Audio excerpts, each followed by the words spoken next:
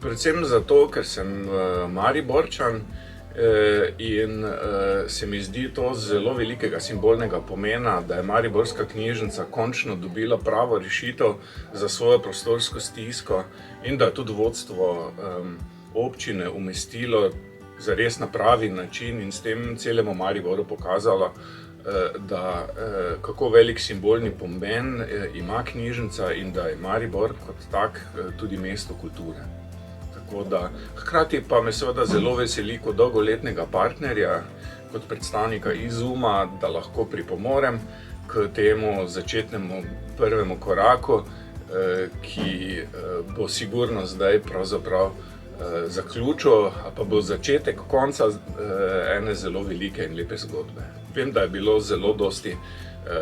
ovir na tej poti, ampak čestitam tudi Mariborski knjižnici za potrpežljivost in tudi predvsem za to, da ste vse ovire premagali.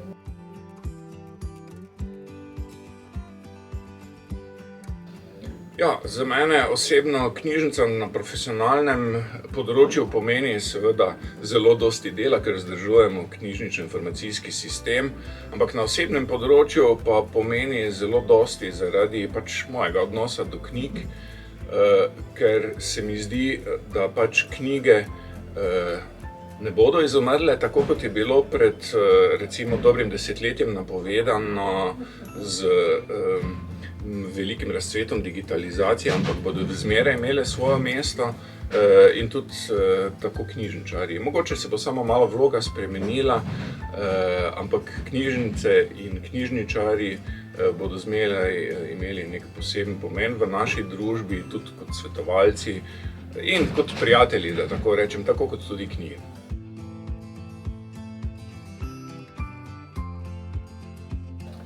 Ja, ta knjižnica za mesto zelo dosti pomeni, predvsem tudi zaradi tega odprtega in prijaznega odnosa sodelavcev Mariborske knjižnice, ki dobijo redno zelo velike pohvale pri svojih uporabnikih, tako da se mi zdi, da je seveda neobhodno potrebna ena taka ustanova, ki ima svoja odprta vrata,